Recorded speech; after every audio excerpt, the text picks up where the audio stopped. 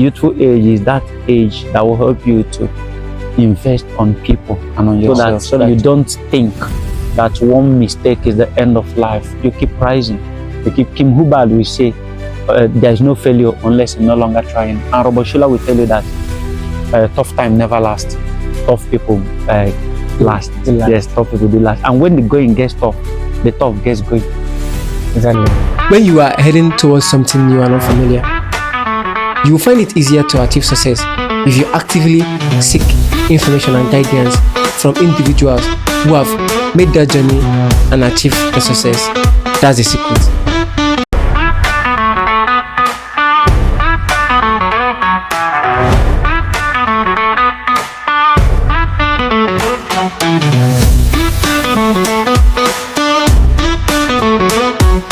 It's easier to locate your destination when you are with somebody that, Through an assistant. yes, like the popular say, like you should follow road.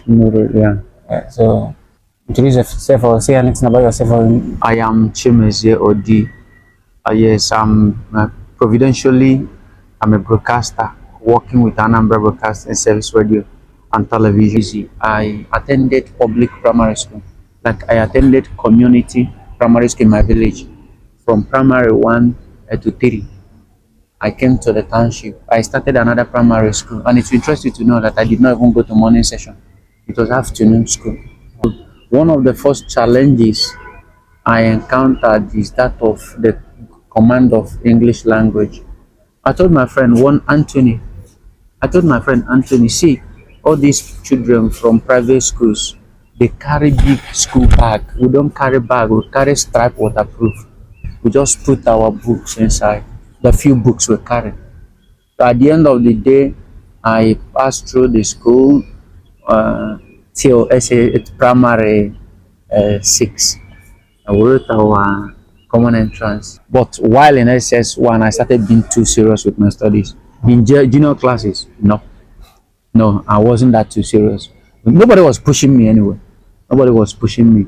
But I started picking interest when I attended one brain search in Minaj. Brain search is an opportunity for students. It's a kind of, how do I put it? It's an opportunity to work on our brain to see how fast you can be. What is your biggest financial mistake and what did you learn from it? My biggest financial mistake is that, like I was telling you something, I gave money to my friend. Within the space of 4 to 5 months, the 20,000 has generated 100,000. Instead of trying to find out where and how to invest the money, I just used that money to go and fix 1 or 2 in the village. And my mother was like giving condition. My room will be fixed, blah, blah, blah, blah. I said, I'll fix the room. So the whole morning, I bought paint, I bought a lot of things. I told my younger brother, you have to go home, carpet, everything. So go home and get it fixed. And that money could have done a lot if I have invested it, and I could have even started building a house, not fixing a room. So it was a very big mistake. At that initial, I was in my early 20s. I was in my early 20s. So, and family bonding. What is interested at a certain stage in your life, especially if you're an African, you value family. Family. So a lot of people that are not where they're supposed to be, if we are to calculate, because God knows that some people who are better than us are already dead. But if we are to calculate that we are not where we're supposed to be, you discover that you were looking at your family members, my younger brother, my younger sister. Before you know it, you won't be that far. You won't even give them good assistance again.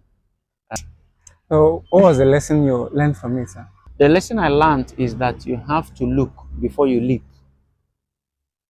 You have to look before you jump to know if this jumping will help you and help the people who are clapping for you, to help them. Because if I had invested that money, honestly, that money is a big money compared to what we're having now.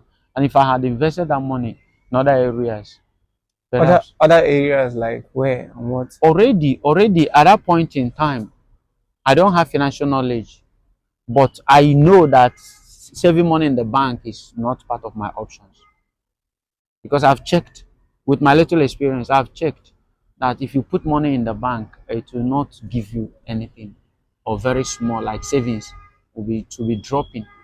I said no. That given this money and injecting this money into an existing business. That's why that my friend, he has an existing business. He's already traveling to Dubai, and at that time, people started traveling to Dubai, buying things. Yes. Dubai is like an open, like a big market. So I said I'll give it to him. So the lesson I learned is that before you do any investment, see an existing platform that has integrity. If I had financial knowledge, perhaps I wouldn't have fixed everything one day. Like you can say, okay, let's paint the house now. Mama, by next month, I'm expecting 1 naira or two. We do this one. So you have something that you'll be recycling. From there, you are doing business. Not putting the whole money, waiting for working for 5,000 naira after the end of the month. Like for me to have gotten over 100,000, you know what it means? You've gotten more than your 2 year salary. You have it. Now, which means if you invest it somewhere, the profit can still do that thing. How did you develop your sense of identity? Having this image of yourself that you love portraying to the society. How did you identify it? Honestly, I never thought of developing identity. I was just doing what I know is good and right. And the thing was the very thing that gave me identity. Like, I never thought of, let me do this or do that and get an identity. No. I started doing what I like doing, just like from the childhood. This is my life. I play football. I once ruptured somebody's football in my maternal home. My father had to buy football and brought to me. How were you able to manage the responsibility and the freedom? No, the one is that I never had an uncensored freedom. Luckily for me, my uncle is a Catholic with the wife, so I became a Catholic. I wasn't a Catholic by birth. Wow. I became a Catholic. I fell in love with serving at Mass. So serving at Mass became a companion that was making it difficult for me to just do anything. That even if I see myself doing something that is wrong, I won't be comfortable. And serving at Mass now made me a member of a community where somebody be a kind of a D, even you. Like, I hate cheating in examination. In SS1, I decided to cheat small. Immediately, I wanted to cheat. My auntie said, stop it. Auntie Ngozi is okay. Every other persons, we are doing it. But she noticed that I wasn't doing it. But I decided to do it. She said, stop it. And that was the last time I attempted to cheat. Oh. When I wrote my WAEC, I didn't get my English and some other subjects. I continued writing until I got it without cheating. I told myself, I won't cheat. But you have the freedom of joining bad gangs. How are you able to? That's why I said, when you are doing certain things, you have time. This thing has to do with time. That's why they said, an idle brain is devil's workshop. The time wasn't there. Like, I will serve at Mass. I will go to Nature to play ball. People who were playing ball at Awada, we see them as inferior people then. Like, we have Moon and Star at Okboko. I played Indomitable Lion.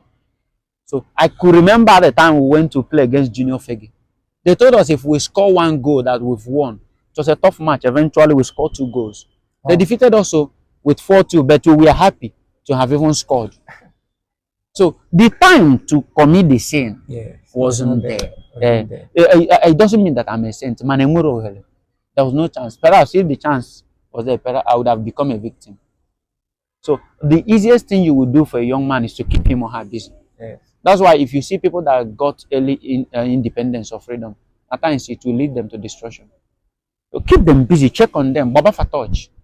If you even give one like the second time I got a house, my friend was stranded. I said, come. He didn't know that I was even using him to shield myself. Because if he is there with me, girls won't like to come and pass the night. And if they come, we'll just dash the person bed and manage the floor. So you see it this way. So it wasn't the issue of being a saint. It is the issue of God not making the time available. Oh. Somebody said, when the desire is there, let the opportunity not be there. When the Okay. opportunity is there, let the desire not be there. So, one, keep the child busy. Then a young man that is already enjoying freedom, keep yourself busy. What's your take on self gratification, sir? One, is good for you to appreciate yourself, but you don't overdo it. Hmm? It's good for you to beat your chest in adulation and say, I have tried, if you have tried, but you don't overdo it. Because if you start hyping yourself, it may lead you into trouble. But if you start hyping yourself, that you've done this, you've done this, no, all these things are just product of grace. Is there any time you shouldn't think about self gratification? No, honestly, we belong to the public. Like everything we have is the first thing you think about in your life is the public. If the public is good, you are good because you are part of the public. But if you are good and the public is not good, you are not safe. Imagine if you are the only one riding a car in the street. It's a problem. Imagine if you are the only one that has money in your family. Everybody will be calling you and you'll be settling there. But if you have some and your brother equally, before you know it, you'll be shifting responsibilities. If you are the firstborn, you can delegate and supervise. One unforgettable teenage experience that shaped your life today is what? One day, the teacher asked me a question. I did not understand it. I just asked her auntie question me. So people were like, they laughed at me. I said, no problem. The only thing that saved me is that I used to fight. So I looked at their faces to know who is laughing more than others. So that after class, we'll sort it out. If not, they would have started calling me or question me. Because that's how they nickname people. So I didn't get such a name because you will explain it. You will explain tire. So that's my inability to ask questions pushed me into trying to be in a position where I can handle big questions. Like I interviewed Igwe Jerome to Dodge before he died. I've interviewed Peter Obi, I've interviewed Nkike, I interviewed Alex Ekweme, and some other personalities. We discovered that it pushed me into trying to become that, Oh. which will make people not to laugh at me again. Okay, lastly, sir, what's the ultimate advice you give to the young ones out there? Honestly, the advice I will give them is that the price of freedom is eternal vigilance.